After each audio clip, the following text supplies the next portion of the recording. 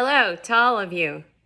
I wanted to reach out and let you know what's been going on for the past few months since we've been unable to meet in person. These are unprecedented times for all of us, times we never imagined. And while I've always been proud to be a physician, I've never been prouder.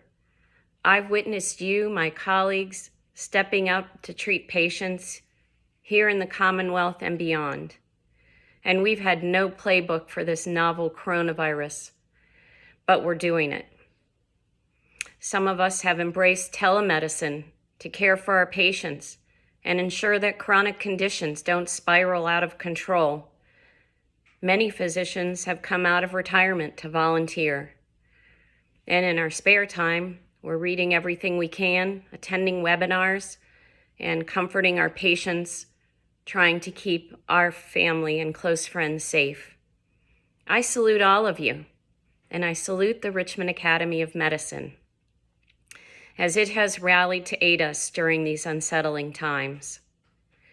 In the first week of March, the Academy established the first in the region comprehensive COVID-19 resource center to provide physicians, medical practice managers, and volunteers with the latest information needed to protect and serve their patients. Our once vibrant social and meeting calendar has gone dark for a while.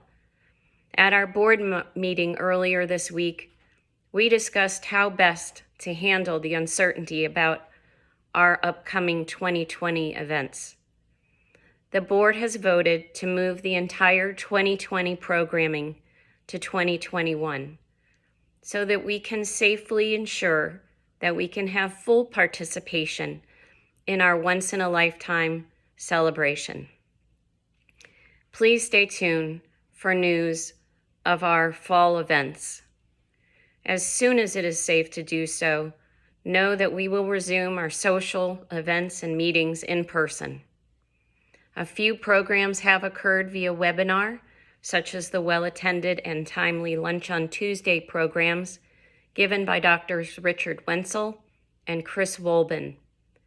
The early career physicians are planning a virtual cocktail hour and educational session called Sip and Learn. And earlier this week, the Women in Focus group met virtually for an informative meeting about the legal ramifications of remote patient care.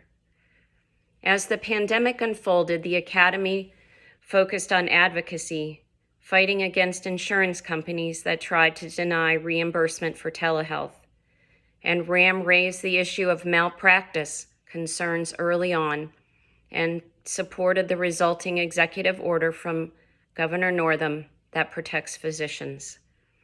Our communications team has dedicated much of the weekly e-newsletter to the news on the novel coronavirus.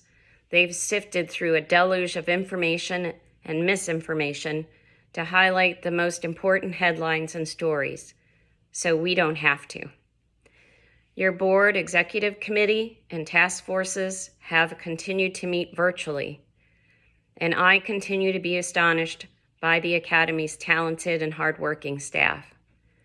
The most amazing program initiated during this pandemic recognizes the dedication and self-sacrifice of frontline healthcare workers. Loving Lunches RVA delivers meals purchased from area restaurants to area hospitals, clinics, and long-term care facilities. The costs are offset by generous donations from our Academy members, the community, and grants, achieving the project's second goal of supporting the local restaurant economy.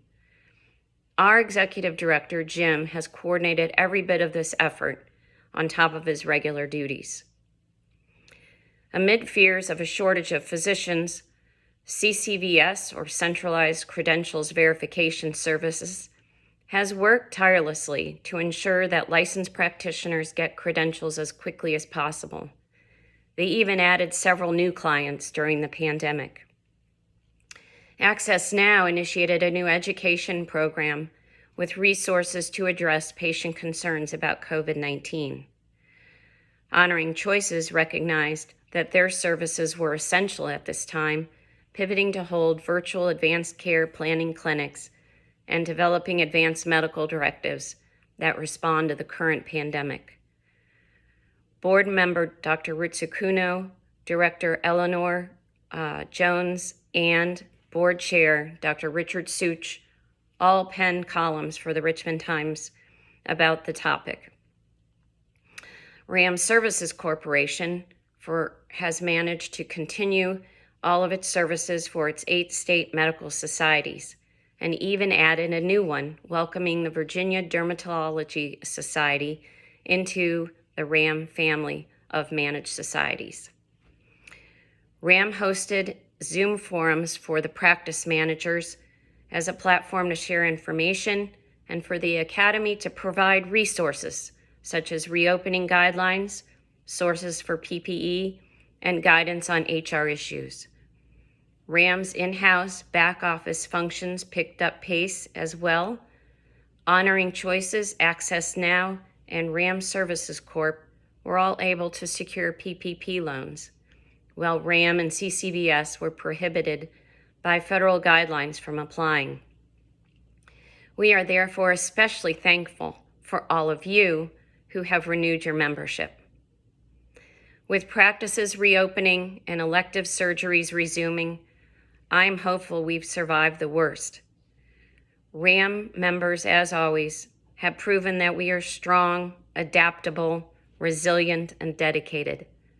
And the Academy has stepped up to support us, just as it has done for 200 years.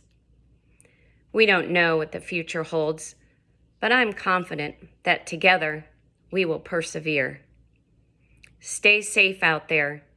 I hope to see you soon.